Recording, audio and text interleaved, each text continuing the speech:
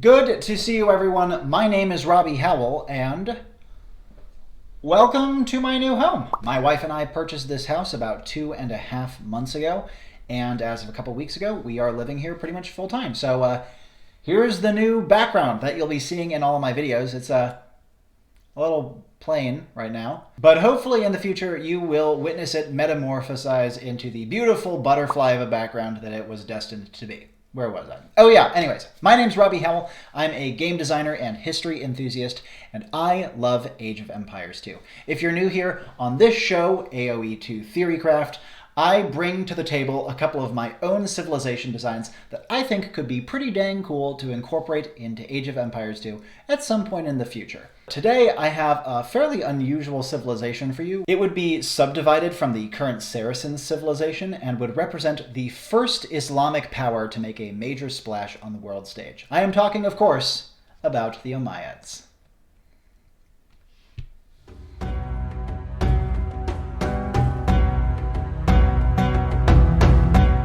I'll get to this in a little greater detail in the history section, but suffice to say, I think the current Saracen civilization casts much too wide of an umbrella. And much like how the previous Indians civilization was subdivided in the dynasties of India DLC, I'd love to see the same treatment being given to the Saracens among many other civilizations that we will cover in future videos. As always, if you'd like to see a comprehensive build for this civilization, check out my civilization document in the description down below. I have all the sources in the Civ document for the first time because Google actually dinged me for phishing. Thanks, YouTube! Good job picking out the scammers! It's not like I see those in every goddamn comment section. Anyways, let's move on from all that nonsense and get to my normal disclaimers. Again, if you've seen my videos before, you can skip through these. To those of you who haven't, I am a hobbyist, not a historian, so don't take me as gospel truth for any of the historical facts I am going to hopefully teach you today. All my designs are untested. I have no coding experience, and even if I could implement my civilizations into Age of Empires 2, I don't really have the time to, so we're going to be limited to your imaginations alone today. Additionally, this is a blind build. I did not consult any other potential Umayyads civilization designs out there on the internet, so this is entirely my own original thoughts. And as a game designer, I prefer to push the boundaries of what a game can do. I favor high complexity rather than sleek, streamlined game mechanics. I want more variety, and I want civilizations to be more different from each other, and I like seeing historical grounding as literally translated to game mechanics as possible. With all that being said, let's move on to the history of the Umayyad Caliphate. So when we are talking about Islamic history, it all starts with the founding of the Rashidun Caliphate, and while the Rashiduns were starting to kind of establish a foothold in what is now Saudi Arabia, a little clan known as the Umayyads was starting to gain an awful lot of power. Now, the Umayyads were Syrian in origin and had actually protected the holy city of Mecca for quite some time because they were a very well-known trading family. They were also well favored by Abu Bakr, who was one of Muhammad's main companions during his original questing, and later became a caliph, namely a ruler, of the Rashidun Caliphate.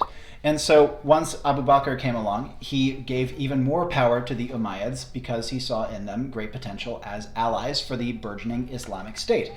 And the Umayyads took this in stride, gaining so much power within the Islamic world that they ended up actually challenging the fourth and final caliph of the Rashidun Caliphate, this being Ali. Ali was, I believe, a cousin of Muhammad. The Umayyads, largely because of the original backing of Abu Bakr, they had gained a lot of power and followers, and they were able to pull off a rebellion against Ali and eventually defeat him for good. I believe they even killed him, and it led to not only the entrenching of the Sunni-Shia split, which still persists today, but also led to the Umayyads taking over all of Islam as its ruling dynasty. And with this changing of the guard, the Umayyads had major plans for the future. they would begin a rapid expansion across all of the known world. In my opinion, besides Alexander the Great, I cannot think of a single empire in history that made the gains that the Umayyads did in the time frame that they were operating on. But before they could get to all of that, they had to contend with their immediate rivals. There were Arabic factions such as the Qajarites, who were enemies to all other Islamists, and therefore had to be put down or at least somewhat suppressed before the Umayyads could move out. But once they moved out, they made many military operations against the Persian and Byzantine empires, who, besides being at war with each other, had to contend with this new power starting to rise in the south. Additionally, west into North Africa, there were Berber factions that were starting to become slowly Islamicized, but required a lot of convincing in the process. And the Umayyads quickly made territorial gains into what is now Egypt, Libya, and Algeria. They certainly did not stop with their immediate rivals, however. They pushed east, all the way as far as Samarkand. They fought against many steppe peoples, from Turks to Tatars to Afghans, and even pushed south into India itself. Though, much like Alexander the Great, they too were not able to keep their holdings in India for very long, and were eventually pushed back west into their proper empire.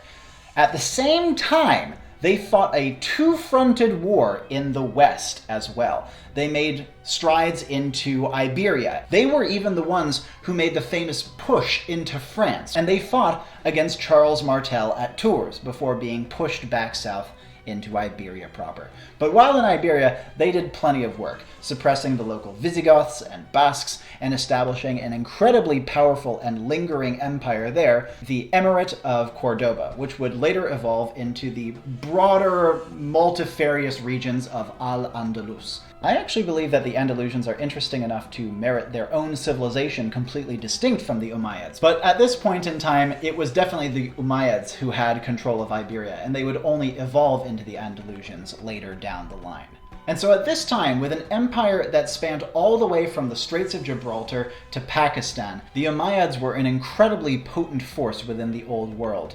But their undoing wouldn't come from rivals from beyond, but rather from opposition from within, namely the Abbasid dynasty. This was another rival clan who not only was more on the side of Ali all those decades back, but had been building support against Umayyad rule, which they perceived as tyrannical and non-Islamic. They were seen as being not a very godly people in comparison to the Rashidun before and the Abbasids after, and tended to put administrative and pragmatic decision-making, like focusing on money, over focusing on faith and theology and piety. This led to the Umayyads being incredibly rich, in fact, rich to the point of opulence and excess in some cases, though that might be biased by later sources reporting on it. But either way, they were unpopular enough that the Abbasids got plenty of support and managed to topple them. They kind of fell back to their holdfasts in Syria, where the family was originally from, as well as Iberia, where they had again built up a substantial amount of influence. But eventually, their Syrian pockets were largely stomped out, and the only traces of the Umayyads were to be found in Iberia. That Iberian influence would prove to be quite persistent, lingering until the very end of the Spanish Reconquista in 1492, which I might remind you is when Columbus discovered America. It shows that the Umayyads knew what they were doing when it came to laying down the infrastructure of an empire, though their own proper reign of the Islamic world would last for less than 100 years. They would lay the groundstones for the Islamic world we know today. Moving on from all of the historical details, let's talk about some of their in-game flavor. Their architecture would obviously be Middle Eastern, surprising literally no one, with unique skins for the barracks and the castle. Castle because it is common practice at this point, and barracks because, as I'll get into in a moment, I consider the Umayyads to be prime candidates for being an infantry civilization, so may as well give their barracks a little bit of added visual flair. Their language would be, say it with me class, Arabic. Salam, my friends. And their wonder, there's a lot to choose from, but my favorite was the Great Mosque of Damascus. Look at that beautiful architecture, and even matches the color scheme that I picked for the civilization. A lot of civilizations don't really have great options for wonders, but I was completely spoiled for choices with the Umayyads. Their wealth and love of grandeur lent itself to some of the most incredible architectural pieces that you could have found in the early Middle Ages. And so there's hundreds of options, frankly, but this is the one that I like the best, especially because it's planted right in Syria, the heart of Umayyad power during their reign. Moving on, let's talk about some of the campaigns that could be the representative flagships of the Umayyads in Age of Empires. The first one would be that of Muawiyah I. In many ways, Muawiyah I is the obvious pick for an Umayyad campaign protagonist. He was the man who led the family in their defeat of Muhammad's cousin Ali, thereby establishing the Umayyad Caliphate as the leaders of Islam at the time. And after defeating Ali and putting down the Qajirite rebels, he was the one who really commenced the Caliphate's raids into Byzantine territory, as well as forging some of its inroads north into Persia and west into Africa. So there would be a decent amount of civilization variety in who he was facing against. The current Saracens could probably be directly ported to the Abbasids, much like the Hindustanis were a direct port of the old Indians. And I could see them being most of who you were fighting during this campaign, which could get a little boring. But no matter who you put as the protagonist of an Umayyad campaign, you're going to be fighting the Abbasids a good amount, and their predecessors in the case of Muawiyah here. So all in all, interesting guy, great history, and an obvious choice, but maybe a little boring for some people's tastes. The same cannot be said for al-Walid I. He represents in many ways the peak of the Umayyad Caliphate.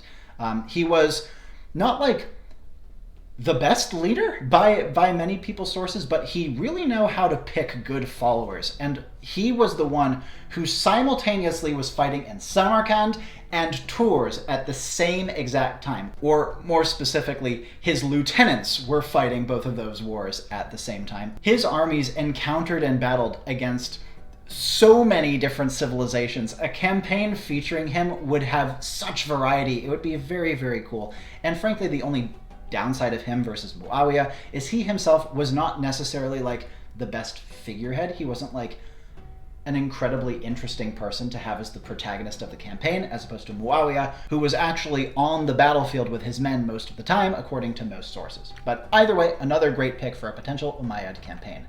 My last pick was Hisham. Now, Hisham was one of the later caliphs of the Umayyads. His era was when the caliphate was starting to go into decline and the cracks were starting to show.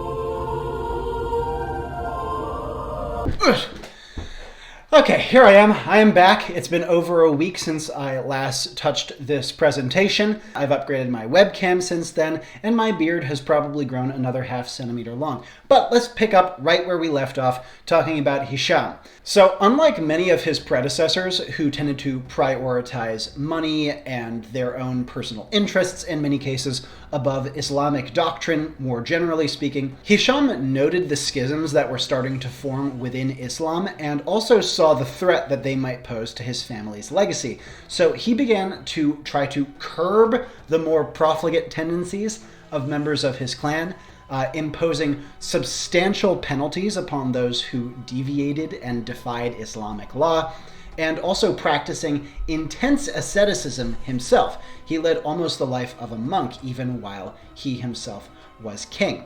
Now, militarily, Hisham was mostly fighting losing battles. His armies were starting to be pushed out of some of the Umayyad Caliphate's furthest gains, especially east in India and Samarkand.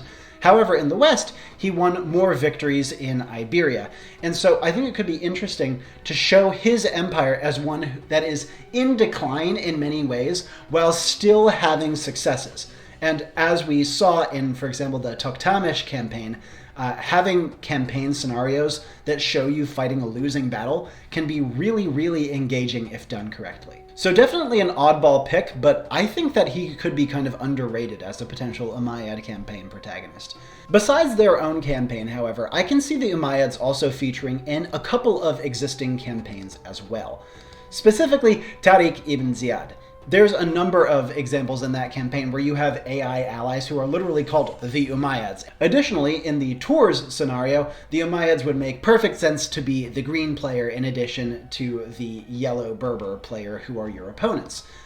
Beyond that, I think you could maybe make an argument for Egypt in Saladin 1 being represented as the Umayyads. You could kind of consider the Umayyads as a fill-in for civs that are currently represented by the Saracens to give a little more variety when it's just Saracen after Saracen after Saracen, but I don't think that is necessarily historical and would mostly be an artistic touch or something to promote interesting and different gameplay approaches. Another example of this would be in the Bari and Haute-Vie campaigns, where there are a number of Saracen players that kind of ambiguously could be represented by the Umayyads, but in those cases, the Abbasids or the as of yet unmade Andalusians would definitely be better picks from a historical accuracy standpoint. Some other scenarios where this sort of distinction would be important to draw would be in the El Cid and Francisco de Almeida campaigns, the Oudit campaign. All of those current Saracens would be better represented by the Abbasids or the Andalusians in terms of historical authenticity. Though, again, I could see maybe making some exceptions for gameplay variety's sake. And let's round it off with a couple other potential campaign protagonists that I didn't think quite rivaled the main three listed here, because there are a lot of very interesting characters that featured during Umayyad history, and I could see a lot of them potentially having campaigns or even just single scenarios based around their exploits.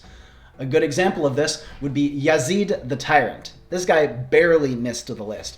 He was a rather infamous Umayyad caliph, and besides putting a firm end to the reign of Ali, Yazid was very much a trailblazer for later Umayyad policy. In retrospect, he is very much hated by a lot of Islamic scholars, but more impartial historians tend to see him as having been an administrator rather than a theocrat. He was very pragmatic, he made a lot of important fiscal reforms, but that being said, he did sacrifice a number of Islamic fundamentals in order to reach those goals. Honestly, the main downside for Yazid the Tyrant is beyond that climactic battle with Ali, he really didn't do a whole lot of fighting, so I think he might be better as the protagonist for a single scenario rather than a campaign. Another more quirky example would be Abu al-Umaytir. This guy rose to prominence once the Umayyads had already fallen and the Abbasids had taken over. During a rebellion, specifically the Fourth Fitna, which is a Muslim civil war, Abu al-Umaytir led a Umayyad revivalist rebellion in Syria, declaring himself a prophet and trying to bring about the end of the Abbasid Caliphate through the righteous wrath of God. A really weird guy. He was, I think, in his 70s or 80s when this was happening, and had a tendency of putting himself very much in harm's way, not to mention making very, very inflammatory statements. So a really interesting character, possibly worthy of a short campaign or single scenario, but even though he's interesting and definitely a historical character you don't often hear about, I don't really think he necessarily has the meat behind him to replace any of the big three I currently have. Next we have Marwan I. He led the Umayyads through the second Fitna, the second Muslim civil war, and he mostly spent his time putting down rebellions. There were a lot of said rebellions and a lot of very interesting battles, but he would be almost solely fighting against other Arabic factions.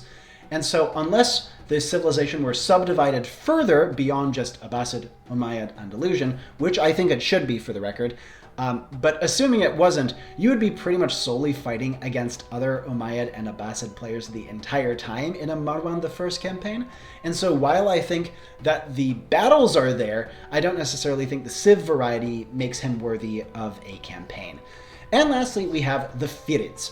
Now, the Firids were a family, like a military clan, and a couple men of their family pretty much single-handedly drove back a Byzantine-Berber alliance in what is now Tunisia, laying the groundwork for the Umayyad conquest of the region. Their hypothetical campaign would show the perspectives of a number of different protagonists, much like the Haute-Vies do now, and would primarily focus on their military actions in the Maghreb region. Frankly, I think that they could make for some really dynamic and action-packed scenarios. The main downside really being that they aren't very prominent historical figures, and their civilization variety, while they would be fighting more than just Arabic factions, is not quite as engaging as a character like Hisham or al-Walid I would have been. And with that all being said, let's move on from our flavor section discussing campaigns and the like to the themes that I started seeing crystallize as I was learning about Umayyad history. The first of which being their military infrastructure. Now, as I clearly mentioned, the Umayyads pretty much conquered most of the known world during their less than a century reign. And one of the ways that they held on to their conquests was by building forts everywhere. In fact, the building of defenses took on religious connotations when they would look to stories of Muhammad building these large defensive networks during some of his major battles and sieges. And a lot of the Umayyad defense works were actually named in direct reference to these structures that the Prophet himself built. And these forts were not just left empty. No, they were filled with local levies. They had massive reserves and did a great job of building roads and ship networks and similar that would allow them to get soldiers from any part of the empire to any other part of the empire in very short order. They, as mentioned, heavily conscripted locals, but they always had the backing of a powerful elite of Syrian soldiers who were extremely well trained, they were a professional army, and they were deployed all over Umayyad territorial gains in order to shore up the oftentimes shoddy local forces.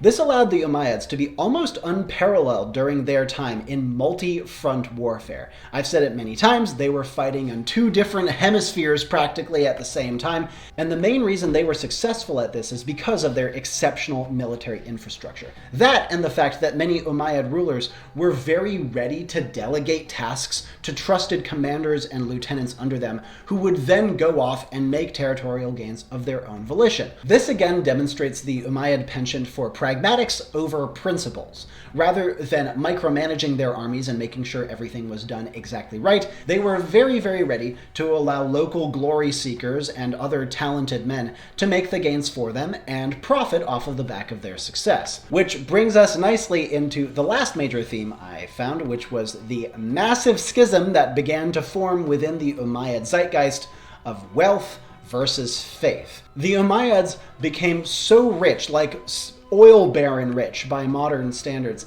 and they very much acted the part, becoming very disliked by their people in many ways, especially the ones who subscribed to more fundamental Islamic beliefs. But that isn't to say they were unsuccessful or complacent. No, they were incredibly efficient within their particular sphere and managed the wealth of their empire very efficiently, besides their own personal lavish spending. It's part of the reason that the Umayyad Caliphate was able to support such a massive military, as well as develop economically and technologically to the point where what was previously a bunch of infighting Arab clans were ruling a good chunk of the world in less than a century. But their non-Islamicness really cannot be overstated. A very large majority of Islamic thinkers today really disagree with a lot of the Umayyads' choices, and in many ways underscores the sacrifices that the Umayyad leadership made. Their goal was to be successful, not necessarily to be beloved. And to this end, a lot of their methods, in addition to being condemned as non-Islamic by later scholars, were often called cruel and even evil by contemporaries. And with all that, we come to the end of the history section. If that's what you were here for, thank you so much for watching. Remember to leave a like and a comment before you go. And for those of you who, like me, have a love of Age of Empires, stick around and let's see what I have done to transmit the Umayyads' history into actual mechanics for the game. Let's begin with a civilization overview. In summary, the Umayyads are an infantry and defensive civilization. Their bonuses are as such. They start with a free barracks not too far away from your town center. This is, of course, in reference to their exceptional military infrastructure. To this same end, their second bonus is that their military buildings will train units faster while garrisoned. This bonus would be incremental, so a building with 10 garrisoned units would have a 10 times greater bonus than a building with only 1 garrisoned unit. Again, this would allow the Umayyads to produce a very large army very quickly if they make the sacrifice of having their units held back in their buildings while they take time to develop their forces. As their third bonus, the civilization has unique access to the Kandak building, which replaces the outpost. The Kandak was a name for one of these border forts that I was describing earlier. The term Kandak has religious connotations. I'll get to a little more of what the Kandak do later on, but just to finish out the bonuses, their fire ships deal splash damage, making them incredibly effective at dealing with bunched up galleys, longships, or similar. And their infantry are able to build palisade walls and repair military buildings, kind of like the sergeant for Sicilians, but in this case it applies to all Umayyad infantry. And for their team bonus, starting in the feudal age, you and all of your allies will gain a small amount of gold every single time you train a villager. By imperial age, this gold sum actually becomes a pretty decent amount, almost a third of the villager's base food cost, which should allow you to retain a pretty decent gold economy late game, maybe even sacrificing villagers to rebuild new ones to get gold at a better rate than you would from selling at the market. Though, of course, it will be slower and it will tie up your town centers. But the fact that it applies to your whole team should hopefully lead to a pretty substantial injection of gold during a standard game, even without trying to do any sort of weird gamey strategy like that. On to their uniques. For the unique unit, the Umayyads have the Haras. The Haras was an elite bodyguard unit that was often favored by Umayyad royalty and nobility. They were famously well armored, armed with clubs and whips that they would even use on the battlefield to intimidate and break the will of their opponents. Now, the Haras would be a rather cheap unit, kind of similar to an Eagle Warrior in terms of cost, which much more gold than food. It's tanky, as mentioned, but it doesn't have fantastic damage, a bit lower than a long swordsman or equivalent swordline infantryman. It has a small attack bonus versus trashed units, namely spears, skirms, and light cav, though this attack bonus would still only bring them on to par with normal swordline units rather than giving them a distinct advantage in that situation. But most interestingly, they would have a special attack similar to the Urumi swordsman. This would be a whip attack that they could deal from range, not far range, like Kameyuk range. And this whip attack, in addition to dealing normal damage, would lower the attack of an enemy subjected to it for a period of time, making it so that the Haras could actually weaken enemies before going in to fight against them with their club in melee range. Like all unique units, you could upgrade the Haras in Imperial Age for 750 food, 1250 gold, making it a pricey upgrade. But with that, in addition to the normal boosts and stats you would expect, you will be getting a stronger and more frequently used special whip attack, which, depending on the situation, could be really, really beneficial, especially if you mass up a bunch of Haras and the enemy doesn't have a very big army, allowing you to focus their debuffs on a small number of valuable units. In addition to the Haras, the Umayyads also, of course, have their unique Kandak. Now, this building would be available from Dark Age and would cost 75 gold and 100 stone. Wow, that is an expensive building, especially for one that doesn't even attack. So what does it actually do? It's pretty tanky, but it can't really deal any damage, so is it even a threat? Oh, yes, it is. The Kandak will slowly generate free units that will be garrisoned within it. You can even garrison some of your own normally trained units in order to make this process happen faster as per their civilization bonus, even though you're not technically training these Kandak units. Kandak units will be fully upgraded equivalent to the age below your current. So if you're in the feudal age, you can't make better than militia in a Kandak. If you're in the castle age, you can't make better than feudal age units, and similar. Which means that whatever you're getting out of the Kandak is always going to be substantially worse to what you are training normally. However, Kandak units do not take population space, as well as not taking resources. You're only limited by how much garrison room you have inside of the Kandak. And when you release those units, they actually have a timed life, which will appear as a little bar above their head. Once the bar runs out, the unit dies, but your Kandak will have room to make some more of them. And in this way, you can use your Kandaks to produce an incredibly powerful and inevitable trickle of crappy units to overwhelm even the most elite of your opponent's forces. The defenses of the Kandak itself, as well as its garrison size, increase age by age by age. And the only units that it can ever train are as such: the sword line, the spear line, and the skirmisher line. You're not ever going to get cavalry out of the Kondak. I figure that would be a little bit broken with the whole timed life thing. But you do get good counter units. And with those counter units, you can use your Kondak to technically counter almost any unit comp that is thrown at you, except maybe powerful enemy champions. On to unique technologies. Their Castle Age technology is Mubarizun.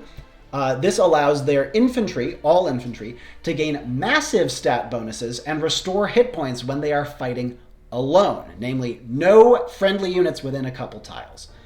These stat bonuses are very good, but not enough to make the unit indestructible. And the HP they restore is equivalent to a portion of the damage they deal, meaning that if you're in a favorable matchup, your infantry could hypothetically sustain itself forever. But in reality, this is very unlikely to happen, as they are likely to get surrounded or shot to pieces before they can really capitalize on these bonuses. In practice, I expect Mubarizun to be kind of like a weaker Druzhina, the Slavs' unique technology. You won't often see it working, but it will give useful incremental bonuses in corner cases, like when all but a couple of your guys in a force have died, and those last guys prove a lot stickier to remove than they normally would. That sort of thing. In Imperial Age, the Umayyads would gain access to al-Asham. This technology, a very powerful technology, makes it such that losing a military unit of any kind, including those generated by Kandaks, will improve the training time and HP of the next one of the same kind you train. So if you lose a long swordsman, your next champion would benefit, your next halberdier would not benefit. Al-Asham does apply to Kandak-generated units, meaning that letting a big force of sacrificial units flood over your enemies from your Kandaks will make the units you train behind them much harder for those opponents to deal with. This bonus does stack up to a cap, and any extra stacks beyond that cap will be applied to the next unit you train afterwards. As always, if you'd like more details about any of these bonuses or about the civilization in general, check out the civilization document down in the description. Let's move on to their strengths. When playing the Umayyads, your main strength will be your powerful infantry. You have some very good bonuses pertaining directly to your infantry, though these bonuses won't make them necessarily very powerful in early ages.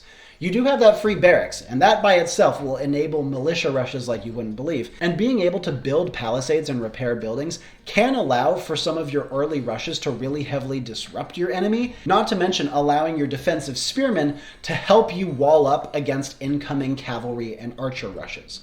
They also have two very good unique technologies which both apply directly to your infantry units, allowing you in the late game to build an infantry force that can rival some of the very best in the game, like the Goths and the Japanese.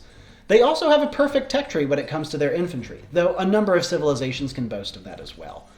Lastly, their Haras unique unit is a very useful supplement to your normal infantrymen. Not only is it quick to train, allowing you to mass them up quite quickly, but it's tough and can serve as a good front line that even has some utility if it's stuck behind your other infantry with its whip attack. They're also quite cheap and focus more on gold, and in infantry-focused comps, gold is normally what you have a lot of in comparison to something like food. Beyond infantry, however, the Umayyads have great defenses, and unlike a lot of other defensive civilizations, these defensive bonuses kick in early. They have the Kandak. That by itself is a massive defensive bonus. Even from early on, throwing up a Kandak will give you a couple of defenders against enemy rushes, while also leaving time for the Kandak to generate units for later ages. The innate timed life of Kandak-generated units will make those units naturally better on defense, especially because a lot of them are counter units in the first place. But the Umayyad defenses go well beyond the Kandak. Their garrison and palisade/repair bonuses are also natural benefits on defense.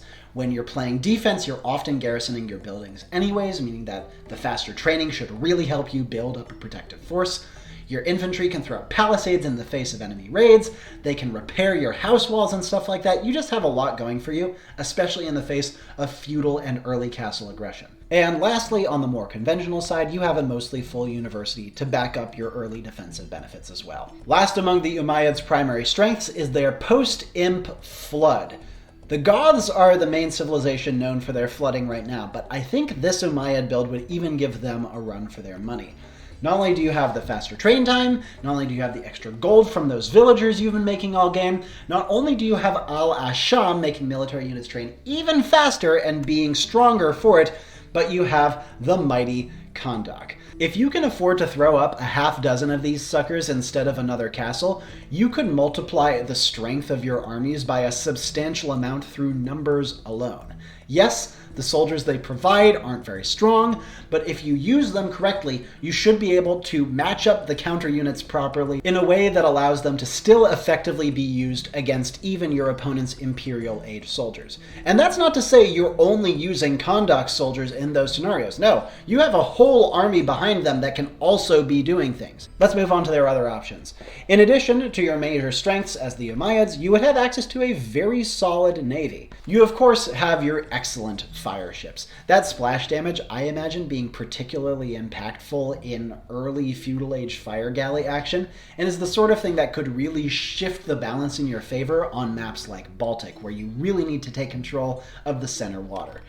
You also have that faster training time bonus, which can really make a difference on water maps, where training time is often one of the major limiting factors in building up a strong army, and garrisoning your docks with ships in the face of enemy aggression is already very common. And lastly, you have an almost full dock. You miss Elite Cannon Galleon and Heavy Demo, but who needs those? You also have very good archers when playing the Umayyads. You have almost a full technology tree besides the final armor upgrade, which sucks, but you do have Thumb Ring, and your crossbows will be very, very good in Castle Age because of that. You also have a decent rush thanks to your garrisoning bonus if you take the time to build up your archers before rushing out with them, and you also have the standard Umayyad late game flood potential. You'll even get a little bit of extra gold from your villager bonus, which might help in churning out a couple extra crossbows in Castle Age. That all being covered, the Umayyad are far from being without weaknesses, chief among them being their subpar economy.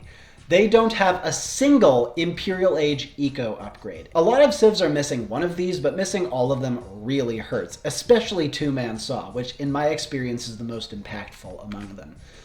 This can make them really struggle to sustain that powerful post-Imperial flood, either forcing you to rely on conducts, which are expensive and a little bit micro-intensive, and in turn can be pretty hard countered by fast opponent aggression.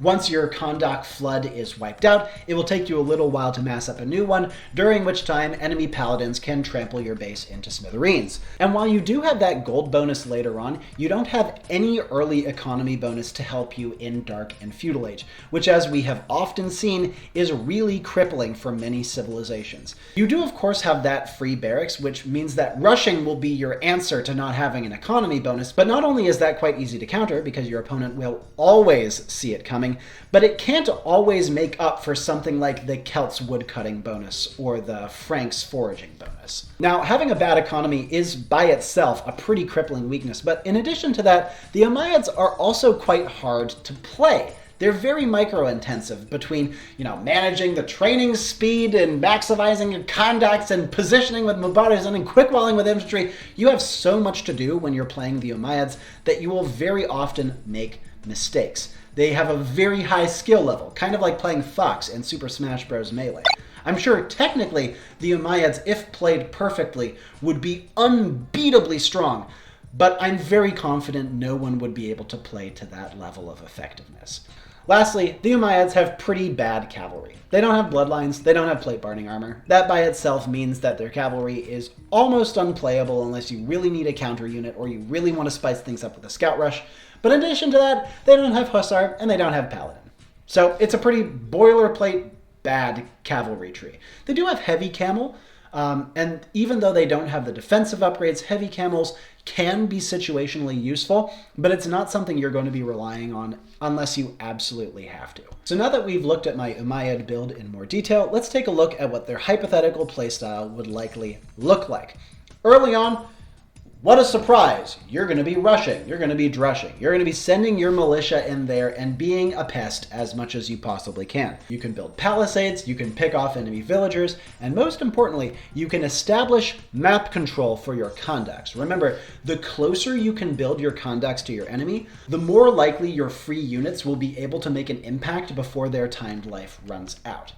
And on water, you have the same strategy pretty much, except you're using fire galleys and you're not trying to build conducts. So in summary, your early game as the Umayyads is going to be really action-packed, especially because you don't have an eco bonus to fall back on if it fails. Once you hit the mid-game, however, especially early Castle Age, you're going to want to play defensively. If you can keep your opponent pinned in their base, even if their economy is doing really well, you'll often be okay. Once you have Kandaks and you can protect them, that is effectively your economy bonus. You're getting tons of free units, which you can be constantly harassing your opponent with to make sure that your Kandaks never max out on their garrison and stop providing you value. It really is essential that you keep your opponent pinned in their base during this time if possible, especially if you have forward Kandaks, because while they are tough, Kandaks are totally vulnerable. They cannot protect themselves except with their garrisons, which aren't very strong. And as such, it's important that you throttle opponent breakout attempts before they can do too much damage to your valuable infrastructure. If you can, this is also the time to boom. Though you don't have an eco bonus, booming is always good, and with a lot of forward aggression and not needing to make units if you have enough Kandaks set up, you will be able to maximize your villager production during this period of the game. If your opponent lets you do this, they are probably losing. But I'm pretty sure most opponents aren't just going to sit back and let you do this. If you're in such a dominant position that a boom seems unnecessary, you can also try to close out the game during this time, especially if you had a really successful rush. But more realistically, you're going to be spending this time gearing up for your late game, where you can start to open the floodgates and unleash hell. Drown them in waves upon waves of crappy units, and then use those crappy units to make your normally trained units really, really good, thanks to Al-Asham. Your opponent will obviously see this coming and try to provide power units of their own, but you have pretty good power units to back this up beyond just infantry. Your Arbalists don't have the final armor upgrade, but their offenses are great. And while you don't have siege engineers, your siege onagers will still be able to do plenty of damage to massed up enemies trying to deal with your chaff. With my build of the Umayyads summarized, let's move on to some loose threads. Ideas that I decided not to go with, and lingering questions that are still bugging me about my design for this civilization. If you've been following my work previously, you know that I really like funky offbeat mechanics, but in the case of the Umayyads, I worry that there might be too much to keep track of, such as their 2 unique technologies, Kandak unit timed lives, and similar. I'm just not sure if it would be too overwhelming for players or make the civilization prohibitively hard for new players, and really only something that a pro or a higher elo player could even have a shot at being successful with. Additionally, I'm very worried that allowing your militia to build palisades during a rush could lead to a lot of cheese, like walling off resources like you wouldn't believe. And that's really not my goal here. That sounds very unfun to play against. Even though I really like the infantry building palisades bonus, if this issue couldn't be solved, I would probably change that bonus because I think this is such a big deal. Lastly, my build of the Umayyads is a little weird. Even by my standards. Like, this is something I'd like to hear your thoughts on in the comments down below. Does this civilization even feel like it belongs in Age of Empires 2? I don't know. To me, it feels okay. But if it feels okay to me, it might feel egregious to others. Let's move on to a couple tabled ideas that I decided not to go with, but was considering for the build at some point or another. To start with, just on a basic visual level, the Dome of the Rock was actually constructed by the Umayyads, and since it's already a model in the game, I was strongly considering it as their wonder. I also had a bonus where their infantry and ships regenerate HP. Yes, I did come up with this before the Dynasties of India DLC was released. Even so, once the Bengalis came out, I decided to change this one to be a little bit more original. On the topic of healing, I also had a bonus where monks could heal buildings fast and without costing resources. I had a bonus at one point where transports could shoot, but I think this will be much more fitting for another civilization way down the line, as well as giving them 2 naval bonuses. I don't really like overloading naval bonuses, and that felt a little too much to me. On the forward defenses front, I had something where walls built near enemy buildings were built a lot faster, but to me, this kind of exaggerated the whole walling off resources cheese issue, and I liked the infantry palisade thing a lot better. If you saw my Georgian build, you know I really love playing with garrisoning and ungarrisoning, and the Umayyads definitely have a lot of that feel, and to that end, I had a bonus at one point where they would gain temporary armor when they ungarrisoned, which would fade over time, but this felt a little too much like it belonged on my Georgians build rather than the Umayyads, as well as not necessarily having as good historical grounding.